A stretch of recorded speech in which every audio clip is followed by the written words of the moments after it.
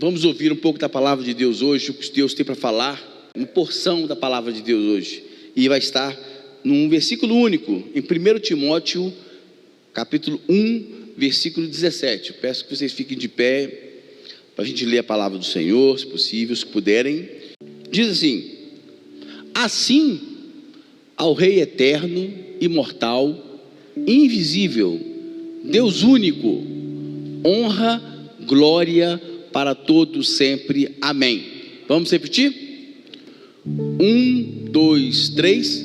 Assim, ao Rei eterno, imortal, invisível, Deus único, honra, glória para todos sempre. Amém. Pode sentar. Deus possa nos abençoar com a sua palavra, que o recado seja totalmente do Espírito Santo. Irmãos, esse versículo é o final da apresentação do apóstolo Paulo, quando ele envia uma carta a Timóteo.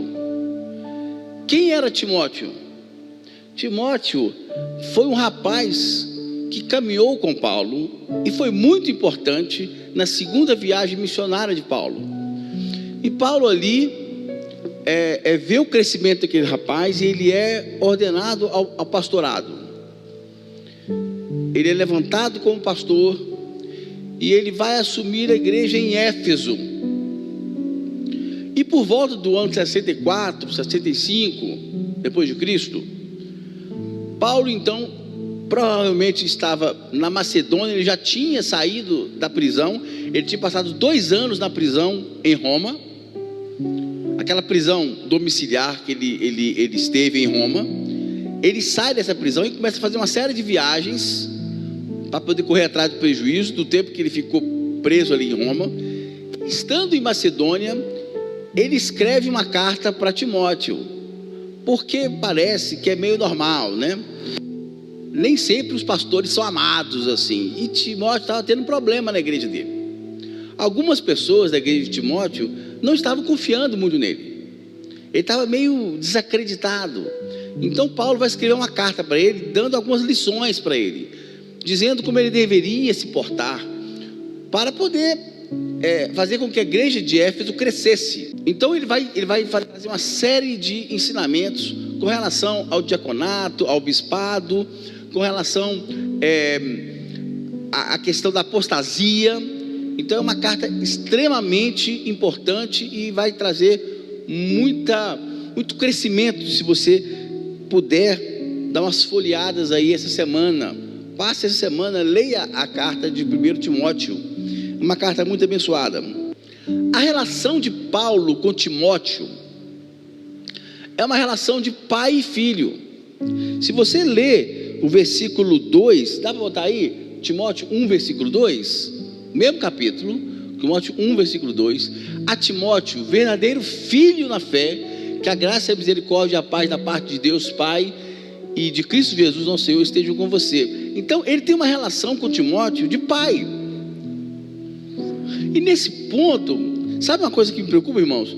Nós temos dentro da igreja, primeiro eu vou falar da igreja, nós temos dentro da igreja uma grande carência hoje de homens e mulheres que possam ser pais espirituais. Nós podemos aproveitar o nome mãe espiritual, mas a Bíblia geralmente fala de pais, mas engloba homens e mulheres. Paternidade, ensinamento, provisão, oração, intercessão, cobertura espiritual. A igreja precisa ter manifesta homens e mulheres dispostas a abraçarem os mais novos, os neófitos, aqueles que estão chegando agora, aqueles que estão na dúvida. Estes são os pais. Naturalmente, se você está vivo aqui hoje, você só está vivo porque teve um pai. Não tem ninguém aqui que nasceu sem um pai, mesmo que não conheça, mas toda pessoa que nasceu tem um pai. E a maioria das pessoas que nasceram serão pais ou mães um dia, a grande maioria. Então, na fé, no exercício da igreja, no exercício da coinonia eclesiástica, Deus levanta homens e mulheres que não são necessariamente pastores, não precisa ser um pastor, mas são homens e mulheres que estão dentro do rebanho para cuidar de gente. Esta função é de toda a igreja. Toda a igreja deve cuidar de gente. Então nós sofremos duplamente. Nós temos vivido um tempo que a igreja tem carência de pais espirituais, e nós temos também uma carência de pessoas que desejam ser filhas, que desejam ser discipuladas por alguém, que desejam encostar em alguém, caminhar junto com alguém. Olha, eu estou tendo dificuldade, olha, eu estou com dúvida, olha, eu estou com a mágoa no meu coração. Eleja um pai, peça a Deus para te dar um pai espiritual. Não vai procurar uma cascavel, não, pelo amor de Deus. É um pai, é uma mãe espiritual, aquela pessoa que notoriamente, visivelmente, a igreja reconhece como uma pessoa espiritual. O pastor da igreja precisa ser um pai espiritual, mas ele não pode ser o único, nem deve. Assim, jovens podem ser pais espirituais, mães espirituais. Não é sobre a idade, é sobre a maturidade. Pais e mães espirituais precisam ser maduros. Mas nós temos também uma geração de novatos, de neófitos, de pessoas que estão até há muito tempo na igreja, mas continuam crianças na fé, que não querem ser pais, que não querem ser filhos, que não querem seguir a opinião de ninguém. É como eu penso, é do jeito que eu quero. Se não for do jeito que eu quero, eu reclamo, eu resmungo, eu falo pelas costas, até parece. Gente, presta atenção, toda pessoa que resmunga no meio coletivo, eu não sei se ela pensa que o resmungado dela não vai chegar no ouvido da pessoa, porque chega no ouvido. Não era não melhor ela procurar um pai e reclamar com ele: olha, eu estou chateado com a irmã Maria. Por quê? Porque ela está falhando nisso e nisso e nisso comigo.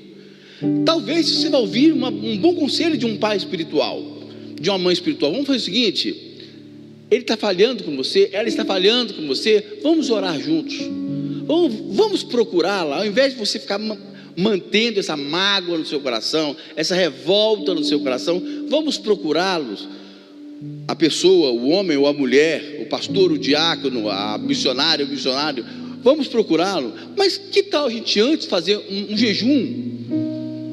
Porque o Espírito Santo já vai operando essa função. Por isso que o diabo não quer nem que pais e mães espirituais se levantem na igreja, nem que apareçam candidatos a serem filhos de alguém. Você olha assim e fala assim: quem aqui pode me discipular? Quem aqui pode me dar conselho? Não, eu olho e não vejo ninguém. Irmãos, isso é conselho de Lúcifer. Isso é conselho de Lúcifer. Porque eu não sou melhor do que vocês, e eu estou olhando aqui, eu consigo enxergar muitos pais e mães espirituais daqui onde estou. E se você ainda não é um pai espiritual, ore ao Senhor, porque você não pode ser infértil na obra do Senhor. Você não pode ser estéril na obra do Senhor.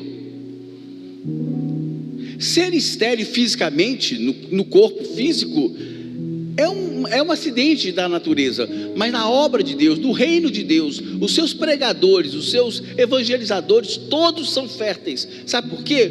Porque a fertilidade, o serviço é um dom gratuito de Deus, e é dado num ato chamado transmissão de graça. A graça é que transmite esse poder para você, irmão e irmã, para você ser um pai ou uma mãe espiritual, um levador do evangelho, um aconselhador, um contemporizador, e não um causador de: é mesmo? Fez isso com você? Mas que menininha metida. Isto não é um pai espiritual, isso não é uma mãe espiritual, isso é um diabinho que você escolheu para andar com você. Não estou dizendo que seu pai espiritual, sua mãe espiritual não vão concordar se alguém esteja te fazendo mal. Mas isso mesmo, ele fez tudo isso com você, ela fez tudo isso com você. Mas por que ela fez isso? Será que não há um mal entendido? O pai e a mãe espiritual vão sempre tentar contemporizar. Essa palavra significa tentar amenizar, tentar mediar, acalmar. Ele não é assim mesmo, então ele realmente é mau, ela é má. Então nós vamos orar. Vamos orar juntos. Primeiro, em amor, vamos amar a pessoa. Vamos amar a pessoa. Para depois, nós vamos buscar uma maneira de nos reconciliarmos com ela. Se de tudo não foi feito, Deus vai agir, irmãos. Deus vai agir. O que não vai dar, não pode se agir é a sua língua. A sua língua não pode agir, mas Deus vai agir. Fique tranquilo, toda vez que você age no lugar de Deus, praticando a sua justiça, você está dizendo para Deus: Deus, você está demorando, eu sou mais rápido que você. Dá licença, Deus, você está demorando demais para tirar aquele cara dali, então eu vou agir, porque Deus é lento. Então, pais e mães espirituais são homens e mulheres dotadas da graça do Espírito Santo, do conhecimento, do discernimento e de sabedoria do Espírito, para poder caminhar ao seu lado, para poder serem agentes de transformação, agentes de mudança, agentes de metanoia. Esse foi o papel de Paulo. Nós estamos falando no seio da igreja, mas de um modo geral, toda a igreja, pais e filhos aqui dentro dessa relação interna que nós temos aqui, todos nós devemos ser agentes de transformação, pais espirituais do mundo. Ou melhor, pais e mães espirituais das ovelhas sem Cristo, do rebanho desgarrado.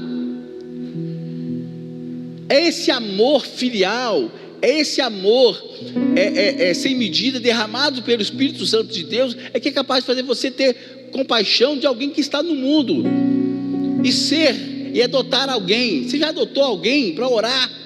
Alguém que não é da igreja, alguém que está desviado. Você entendeu que essa responsabilidade da igreja é sua, a menos que você não seja igreja. Não sou igreja, não estou afim. Muito bem, você não pode ser realmente um pai nem uma mãe espiritual. Paulo adota esse rapaz, e ele vai passar para ele todas as experiências que o próprio Paulo já teve, todas as experiências que Deus inspirou a mente de Paulo. E Paulo vai usar isto para dotar Timóteo de ferramentas, porque eu não estou acima do bem e do mal, eu não tenho todo conhecimento. E aliás, muitos técnicos estão sentados, que estão comandando jogadores. Às vezes os jogadores jogam 10 vezes mais que o técnico jogou no passado, mas isso não faz diferença, porque o técnico está do lado de fora do jogo, ele tem uma visão que o jogador não tem, porque ele viu o todo. O pai espiritual está vendo o todo. Ele pode até não ter o seu conhecimento, mas ele está vendo você do lado de fora, ele está vendo as suas cabeçadas, ele pode te ajudar. Mas eu quero dizer uma coisa que Paulo vai imprimir no coração de Timóteo, como uma chave para que Timóteo tenha um crescimento espiritual, que ele não só alcance salvação, mas que ele também promova a pregação do evangelho para a salvação das vidas. Porque quem está aqui onde eu estou aqui hoje, primeiro precisa cuidar da sua própria salvação, porque sim, o pastor pode ir para o inferno, o pastor pode perder a sua salvação, ou pode nem nunca ter tido, irmãos, misericórdia, mas é uma possibilidade. Então, primeiro a preocupar-se com a salvação. O próprio Paulo vai dizer nesse mesmo livro, ele vai dizer o seguinte: dos pecadores para quem Jesus veio, dos quais eu sou o primeiro, eu sou o pior deles. O próprio Paulo vai dizer isso. Então a função de um pai espiritual, primeiro é em humildade, em calma, em gentileza, em serviço, entender que ele é tão necessitado como o seu discipulado, como o seu filho na fé. Ele não vai como quem ele é dono da verdade, mas ele vai em amor, para que um ajude o outro, para que um afie o outro. Então Paulo vai colocar uma impressão na vida de Timóteo. E essa impressão é que nós vamos falar hoje, e essa impressão que nós vamos sair com ela hoje, e essa impressão que vai virar a chave na sua vida, e essa impressão é que vai substituir uma fofoca por uma palavra de gratidão, que vai substituir um lamento por uma palavra de glorificação a Deus, que vai substituir um eu não concordo por eu vou orar pelo, que vai substituir estou desanimado por tudo posso naquele que me fortalece. Esse fim da introdução, da saudação de Paulo. Paulo faz uma mini doxologia. Ele vai fazer um período de glorificação ao Senhor, e é onde ele vai dizer assim, lá no versículo 17: tudo isso que eu estou te falando, Timóteo, é porque eu estou me referindo a Ele. Quem é Ele? Porque eu tenho conhecimento, pais e filhos, os salvos de Jesus precisam ter um conhecimento intenso das características que esse homem vai falar, e são elas os seguintes: primeiro, Rei eterno; segundo, imortal; terceiro, invisível; quarto, Deus único. Você de fato conhece o seu Deus? Você de fato conhece o seu Deus? Irmãos, o seu Deus é Rei eterno. Primeiro, irmãos, Ele é Rei. Você precisa entender que Ele é Rei. Tá bem, o rei da Inglaterra, agora o Charles, não sei o que, acho que terceiro, não sei que nome que ele é, pode errar. O rei da Espanha pode errar, o rei da Suécia pode errar, mas esse rei não pode errar, porque ele é eterno. E tudo que erra, tudo que comete erro é falível. Tudo que é falível vai morrer. Então conheça o Deus que você serve, para você falar dele, para ele encher o seu coração, para ele mudar a sua vida, para ele calar a sua boca na hora que você não deve dizer, e para encher a sua boca das palavras que precisam ser ditas e você não está dizendo. Isso inclui a mim, irmãos. Muitas vezes a falta do conhecimento do Rei eterno faz com que você abra sua boca para falar o que não precisa, o que não deve, para machucar pessoas. Mas se você conhecesse o Rei eterno, você daria lugar ao silêncio e terminaria a frase: honra e glória para todos sempre. Irmão, Ele é o Rei. Lá em Salmos 24, todo mundo conhece, há uma pergunta feita no céu: quem é esse Rei? Quem é o Rei da glória? Qual é a resposta, irmãos? Já deve estar aqui atrás de mim aqui. Qual é a resposta? Quem é o Rei? Quem é esse homem? Quem é o Rei da glória? Você que está começando no Evangelho, você que está caminhando agora, você que tem 10 anos de igreja, mas não entendeu nada ainda, você tem uma oportunidade hoje, talvez seja a última na sua vida, eu não sei, porque Deus dá oportunidades, mas um dia a porta fecha, um dia dá ruim, um dia fecha para todo mundo fecha. Hoje eu tenho certeza que para essas pessoas que eu estou vendo, a porta está aberta. Você tem chance de conhecer esse Rei. E a pergunta no céu foi respondida: quem é esse Rei? Quem é esse Rei que detém toda a glória do universo, o Senhor dos exércitos? Por que Ele é o Senhor dos exércitos? Porque Ele é o Senhor da sua batalha. Você não precisa batalhar, porque Ele batalha por você. Para de batalhar guerras que não são suas. Para de entrar em brigas que não são suas. Deixe Deus batalhar as guerras santas dele. Ele vai batalhar por você. Você batalha e toma na cara e bate, dá com a cara no chapisco, porque está guerreando guerras que não são suas. Se você conhecesse esse Rei que é eterno, Senhor do tempo, e o tempo está nas mãos dele, Ele é Rei, Ele é exaltado no céu. Independe se você está animado ou não a exaltar esse Rei. Enquanto você está calado, enquanto você está murmurando, enquanto eu estou murmurando, o céu não para de glorificá-lo, o céu não para de render louvores. Anjos, arcanjos, querubins, os serafins, todos estão reunidos diante dele, glorificando o nome dele. E quanto mais você glorifica ele, mais ele enche você da graça dele. Quanto mais você louva, reconhece a grandeza dele, Deus se manifesta. Por que você precisa glorificar a Deus? É porque Deus é um ser que precisa ser mimado. Não, meu irmão, Deus não precisa ser mimado, mas Deus precisa que você reconheça quem Ele é, para que Ele possa comunicar a você alguns dos seus muitos atributos. Deus tem muitos atributos que Ele quer comunicar a você. A graça poderosa de Deus, a unção de Deus, ela pode ser liberada quando você o adora, quando você diz, quando você o reconhece como o Rei das nações, o Rei do universo. Ele tem todo o universo na palma da mão, Ele pode medir o universo a palmos, a palavra diz. Ele pode, para Ele o oceano é como a cor de um balde, irmãos. Então Ele é Senhor de todas as vidas, Ele conhece cada célula do seu corpo, Ele é o Rei da glória. Você precisa entender isso.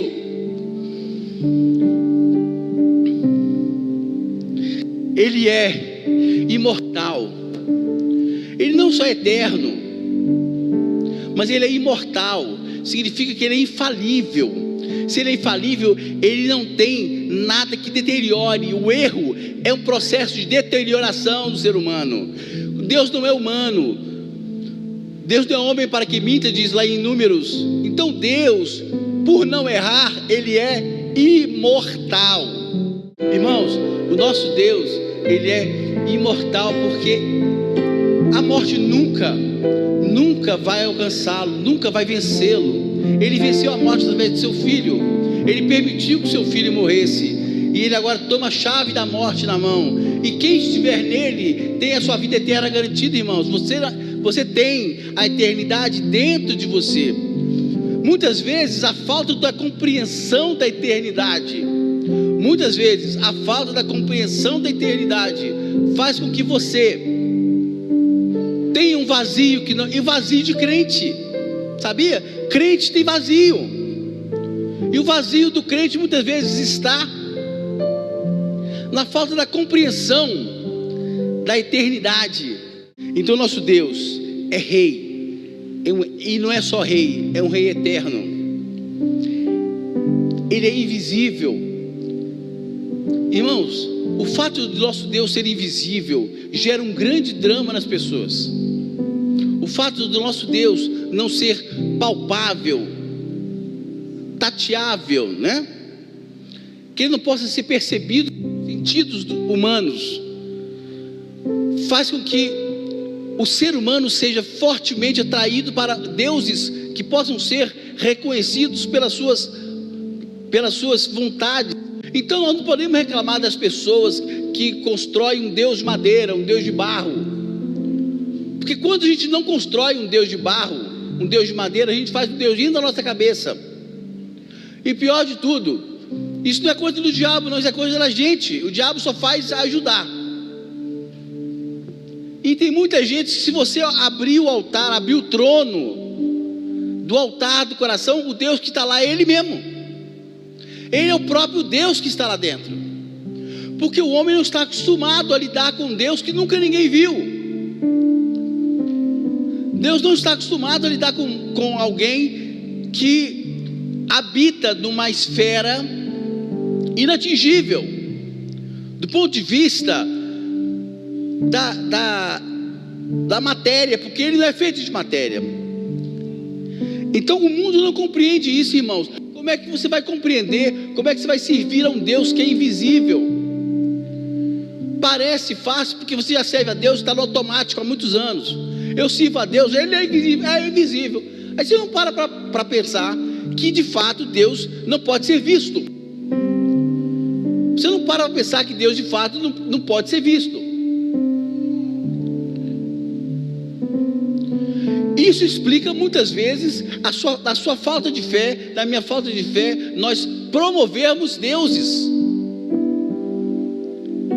Nós promovemos deuses que nos ajudem, que nós podemos tocar, que nós podemos dominar, que esse Deus possa nos servir, um Deus visível. Nós queremos um Deus visível.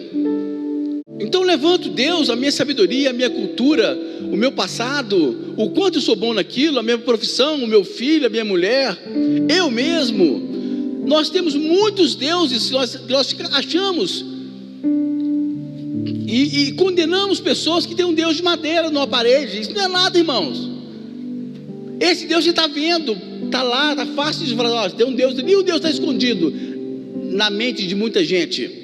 Tem gente que literalmente fala assim: eu não vou para a igreja, eu não quero ir para a igreja porque eu quero ir para a festa, eu não quero servir a Deus porque eu quero continuar a minha vida doida como ela é, eu quero continuar bebendo, quero continuar viciado. Sabe por quê? Porque ele encheu o coração dele de um Deus chamado prazer. Festa não é um Deus, cigarro não é um Deus, bebida alcoólica não é um Deus. O que é o Deus é o prazer.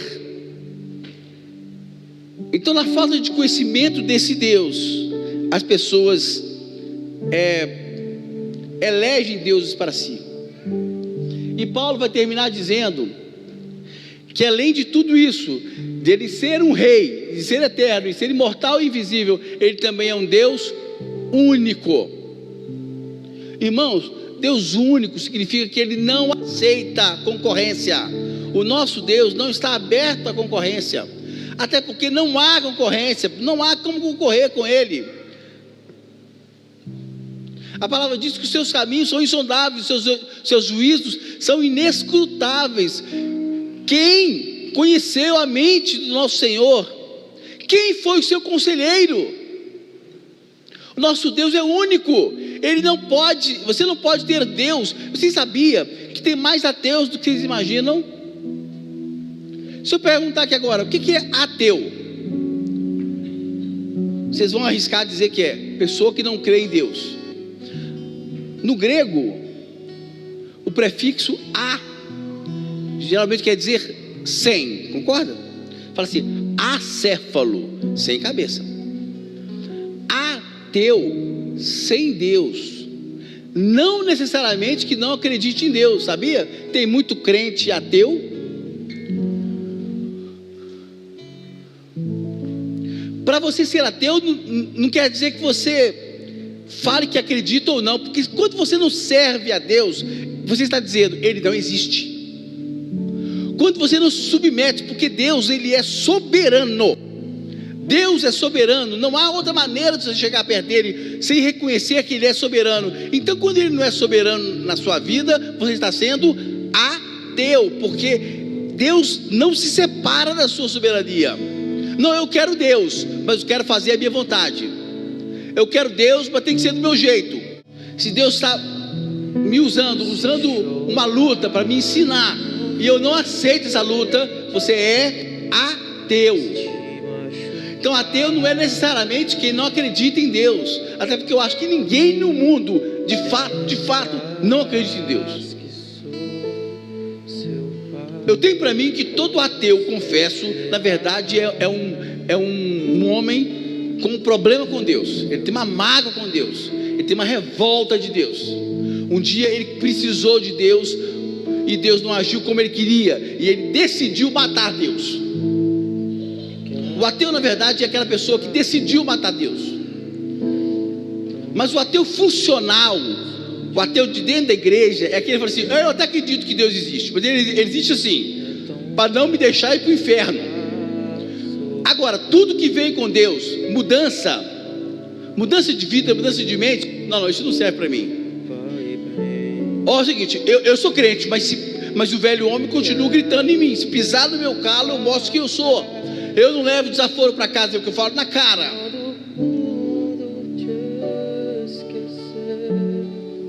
Você não precisa falar tudo que você pensa dos outros na cara para dizer que você é uma pessoa franca. Isso é falta de educação.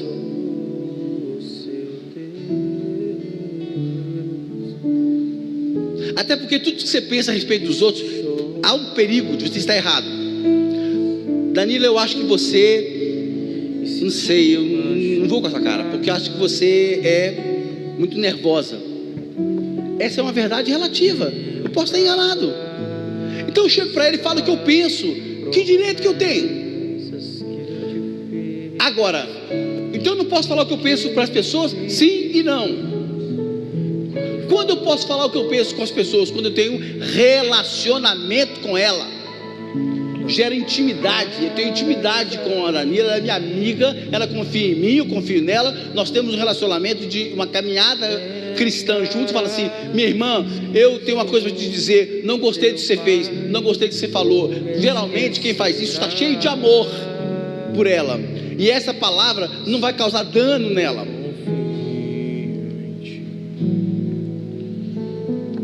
Então, se você não concorda que Deus é soberano, que Deus tem as suas maneiras de agir como homem, que Deus muitas vezes ele age duro com as pessoas, porque ele tem um plano para elas, ele quer ensiná-las, e você quer assim: eu quero Deus, eu falo que eu gosto de Deus, mas na verdade você tem medo do inferno, então você está preocupado em ir para o céu. Não, meu irmão, você é ateu. Você é ateu. Como é que você vai descobrir esse Deus que é único, que não quer ser dividido? Você vai descobrir esse Deus numa experiência que eu tive. Eu contei para vocês, acho que quinta-feira agora, se não me engano. E olha que eu sou velho de guerra. Eu falo com a minha esposa que adorar a Deus é um prazer e também é um exercício, é uma coisa nova para mim. Eu custei entender isso, gente. Adorar a Deus é um prazer e é um exercício. Quem mexe com esporte, com educação física, sabe o que eu estou falando. Tem dia que você está doido para treinar, você está todo animado, vamos para o campo, vamos para a quadra, vamos para a piscina, vamos para a academia, vamos treinar. Mas tem dia que você não está afim, você está com o corpo mal, está doendo, está com vontade de fazer outra coisa, você não quer ir. E se você quer ser um atleta de alta performance, se você quer alcançar o seu objetivo, você vai dizer assim: eu vou mesmo sem querer, eu vou mortificar o meu corpo, eu vou lá, e esses caras serão os campeões. Os campeões não são aqueles que treinam quando querem, os campeões são aqueles que treinam todo o santo dia. Os campeões são aqueles que não treinam quando querem, eles não treinam apenas por prazer, eles treinam por necessidade. E você não precisa esperar um dia que você está alegrinho para adorar o Senhor. Você não adora o Senhor porque você está alegre, você adora o Senhor porque você precisa, você necessita de adorar o Senhor. Nós temos hoje um grupo de canções mostrando um crente que adora porque ele está fazendo favor para Deus. Eu me lanço aos seus pés, eu me prostro, eu que vou para o Senhor, porque se eu não tiver fim eu não vou. Eu me rendo, eu me rasgo, eu tudo. Meus irmãos, Deus não precisa da sua adoração, é você que precisa. Senhor, as letras deveriam ser diferentes. Senhor, eu posso para o Senhor me aceita na sua presença. Se o Senhor me aceitar, se o Senhor se agradar de nós, se o Senhor se agradar de mim, então eu vou chegar diante do Senhor, eu vou dobrar os meus joelhos, eu vou prostrar diante de Ti, eu vou Te adorar, porque o Senhor é digno de adoração. Hoje eu estou alegre, deu tudo certo, eu vou Te adorar. Senhor, hoje eu estou triste, hoje eu estou com raiva, pisaram no meu calo, eu vou Te adorar, Senhor. Não estou com muita vontade, mas eu vou Te adorar. Eu fiz isso essa semana, num dia que eu não estava com nenhuma vontade de adorar o Senhor. Eu não estava bem. E sabe um dia que o diabo gosta de fazer você não adorar a Deus? É o dia da fofoca. Aí aparece alguém que te manda uma fofoca. Aqui, rapaz, estava um pessoal reunido lá, e eu vi aquela pessoa falando mal de você. Quando eu cheguei, ele estava metendo a lei em você. Aí nesse momento, meu amigo, nesse momento você não quer adorar a Deus. Nesse momento você é só gente. Você é só gente. Foi nesse dia que eu ouvi essa história, eu falei assim: hoje eu vou matar o Arlen. No princípio me deu vontade de matar o outro, normal, né? Mas durou só um segundo. Aí eu falei assim: quer saber? Não vou matar ele não, eu vou matar sou eu. Senhor, eu Te glorifico, porque o Senhor botou essa vida maravilhosa para poder me provar diante do Senhor, para Ele falar mal de mim e eu continuar glorificando o seu nome. É uma oportunidade, porque glorificar o Senhor quando tudo está bem, quando tudo está certo, é mole demais. Mas quando você glorifica a Deus, quando está tudo contra você, quando tem um monte de gente indo contra você, meu irmão, é uma oportunidade única que não vai ter no céu. No céu você vai adorar quando tudo está certo, mas no meio da luta, vale só tem na terra, vale só tem aqui, e é só aqui que você pode dizer: Senhor, meu pastor, nada me faltará, ainda que eu andasse pelo vale da sombra da morte. É só aqui que tem vale da sombra da morte, no céu tem vale da sombra da morte. E Deus fala muito propriamente, muito carinhosamente, com muito poder com você no vale. Deus ama falar com gente no vale. Então aproveite os seus vales para adorar o Deus único, o Deus invisível, o Deus eterno, o Deus imortal. Aproveite os momentos de luta da sua vida para dizer um glória a Deus, para dizer: até aqui me sustentou o Senhor, Ebenezer, até aqui nos ajudou o Senhor. Use esse momento difícil para dizer assim: tu és o meu Deus, El Shaddai, o Deus Todo-Poderoso. Aproveite o momento da dor, do braço machucado, do olho cansado, da mente doendo, da cabeça doendo. Pode dizer o seguinte: Jeová é minha bandeira, o Senhor é Jeová de si. Irmãos, aproveitem o vale para engrandecer o nome do Senhor. É por isso que Paulo, no meio das suas dificuldades, escrevia cartas e dizia o seguinte: olha, honra, glória para todos sempre, amém. Deus abençoe essa palavra, fique de pé.